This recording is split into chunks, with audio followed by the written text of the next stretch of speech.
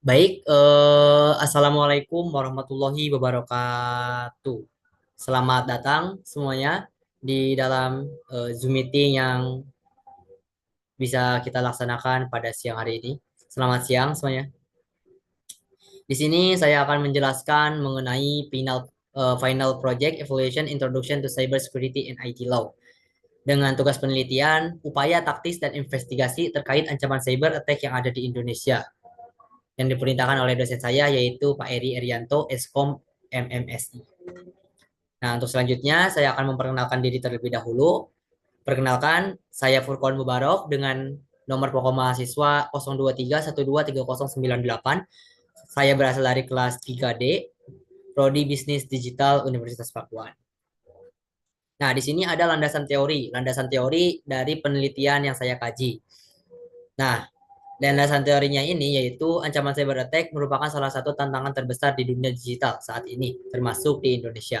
Ancaman ini bisa berupa serangan malware, ransomware, phishing, dan distribute denial of service. Secara teori, serangan cyber ini terjadi ketika pihak tidak bertanggung jawab mencoba mengeksploitasi kerentanannya dalam sistem informasi dan infrastruktur teknologi untuk merusak, mencuri, dan memanipulasi data. Di Indonesia, serangan cyber telah meningkat dalam beberapa tahun terakhir. Perlindungan terhadap sistem keamanan perlindungan terhadap serangan cyber ini memerlukan langkah-langkah strategis berupa penguatan sistem keamanan, pemantauan terus-menerus, dan peningkatan kesadaran di kalangan pengguna dan organisasi. Nah, di sini ada beberapa jurnal yang saya kaji, yaitu 5 jurnal yang berkaitan dengan upaya taktis dan investigasi terkait ancaman cyber attack yang ada di Indonesia. Untuk jurnal yang pertama dengan judul Cyber Security Threats and Challenge in Indonesia, penulisnya yaitu S. Purnama DH dan Santosa et al. Nah, jurnalnya ini adalah Journal of Information Security and Application pada tahun 2023. Untuk jurnal yang kedua yaitu jurnal dengan judul A Study on Cyber Attack Prevention Strategies in Indonesia yang ditulis oleh A.Y. Pratama dan B.L. Hadi. Jurnalnya yaitu Jurnal Indonesia Journal of Computer Science pada tahun 2022. Nah, untuk jurnal yang ketiga yaitu jurnal dengan judul Rising Threat of Cybersecurity Attacks in Southeast Asia, a case study of Indonesia. Penulisnya yang ditulis oleh J.K. Ten dan S. Welly.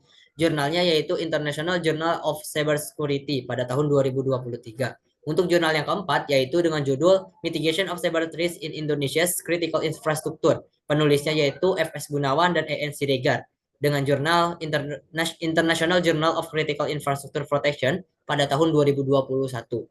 Nah, untuk jurnal yang terakhir, jurnal yang kelima, yaitu dengan judul Cyber Security in Indonesia, Current Landscape and Strategic Challenge, yang ditulis oleh H.J. Nugroho dan D.M. Saputra. Jurnal ini adalah Journal of Cyber Security Research pada tahun 2022. Nah, untuk selanjutnya yaitu perbandingan antara 5 jurnal yang telah saya sebutkan tadi, yaitu di sini ada tabel perbandingan jurnal. Yang pertama dengan judul Cyber Security Threats in Challenge in Indonesia, yang ditulis oleh S. Purnama dan D.H. Santosa. Rumusan masalah dari jurnal ini yaitu apa tantangan utama dalam menghadapi ancaman cyber di Indonesia. Dengan tujuan penelitian, meneliti tantangan dan hambatan dalam mengatasi ancaman cyber di Indonesia. Cakupan penelitiannya yaitu termasuk pemerintahan dan sektor swasta di Indonesia. Untuk yang kedua, dengan judul Study on Cyber Attack Prevention Strategies in Indonesia, yang ditulis oleh A.Y. Pratama dan B.L. Hadi. Rumusan masalahnya yaitu bagaimana cara mencegah serangan cyber di Indonesia dengan tujuan penelitian menganalisis strategi pencegahan yang efektif terhadap serangan cyber. Cakupan penelitiannya yaitu cakupan penelitiannya itu mencakup strategi pencegahan untuk berbagai sektor industri di Indonesia. Jadi cakupannya ini untuk berbagai sektor industri ya. Nah, untuk yang ketiga yaitu dengan judul Rising Threat of Cybersecurity Attack in Southeast Asia, a case study of Indonesia yang ditulis oleh J. Katan dan S. Welly. Rumusan masalahnya yaitu mengapa serangan cyber semakin meningkat di Asia Tenggara. Tujuan penelitiannya yaitu memahami penyebab dan dampak serangan cyber di Asia Tenggara dengan fokus pada Indonesia. Cukup cakupan penelitiannya yaitu sektor pemerintahan dan ekonomi di Indonesia. Yang keempat yaitu Mitigation of Cyber Threats in Indonesia's Critical Infrastructure yang ditulis oleh F.S. Gunawan dan E.N. Siregar dengan rumusan masalah bagaimana cara mengurangi ancaman cyber pada infrastruktur kritis di Indonesia. Dengan tujuan penelitian, meneliti langkah mitigasi terhadap ancaman cyber infrastruktur kritis di Indonesia. Cakupan penelitiannya yaitu mencakup infrastruktur kritis di Indonesia. termasuk energi, perbankan, dan lain sebagainya. Nah, untuk yang terakhir di sini ada Cyber Security in Indonesia, Current Landscape and Strategic Challenge. Nama penulisnya yaitu H.J. Nugroho dan DM Saputra. Rumusan masalahnya yaitu apa tantangan strategis dalam menghadapi ancaman cyber di Indonesia, cyber security di Indonesia, sorry. Nah, dengan tujuan penelitiannya yaitu untuk menganalisis landscape keamanan cyber di Indonesia dan tantangan yang dihadapi. Cakupan penelitiannya ini mencakup pemerintahan sektor perbankan dan industri. Nah, jadi tadi beberapa jurnal dengan perbandingan tabel yang saya lakukan. Mulai dari jurnal pertama, jurnal kedua, ketiga, keempat, dan jurnal yang terakhir adalah jurnal yang kelima. Dengan perbandingannya yaitu nama penulis, rumusan masalah, dan tujuan penelitian, serta cakupan penelitian terhadap eh, jurnal tersebut. Nah, selanjutnya di sini ada usulan langkah strategis dan taktis berdasarkan tabel perbandingan yang tadi saya jelaskan. Usulan langkah strategisnya yaitu yang pertama peningkatan infrastruktur keamanan cyber. Yang kedua adalah edukasi dan pelatihan keamanan cyber. Yang ketiga adalah penguatan kerjasama antar institusi. Yang keempat adalah penegakan hukum yang lebih ketat. Yang kelima adalah penggunaan teknologi AI dan machine learning. Nah, di sini ada penjelasan dari apa yang telah tadi saya katakan. Yang pertama yaitu peningkatan infrastruktur keamanan cyber. Meningkatkan ancaman terhadap infrastruktur kritis seperti energi dan perbankan penting untuk memperkuat sistem keamanan dan teknologi enkripsi, firewall yang lebih kuat, dan penerapan sistem deteksi ancaman yang canggih. Yang kedua yaitu edukasi dan pelatihan keamanan cyber. Agar masyarakat dan organisasi dapat lebih siap menghadapi serangan cyber, perlu ada program pelatihan yang berfokus pada kesadaran dan pemahaman ancaman cyber serta cara mencegahnya, baik untuk sektor publik maupun swasta. Jadi sangat begitu penting ya mengadakan edukasi untuk mengatasi ancaman cyber ini. Nah, untuk selanjutnya yang ketiga, di sini ada penguatan kerjasama antara institusi. Meningkatkan kerjasama antara pemerintah, sektor swasta, dan lembaga internasional untuk berbagi informasi terkait ancaman cyber dan solusi yang telah terbukti efektif dalam menghadapi serangan.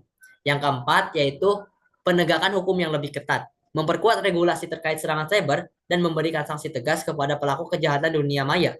Hal ini termasuk memperbarui undang-undang tentang cybercrime untuk mencakup teknologi yang berkembang. Jadi sangat begitu penting nih, guys, untuk memperkuat regulasi yang ada sehingga orang-orang takut untuk melakukannya.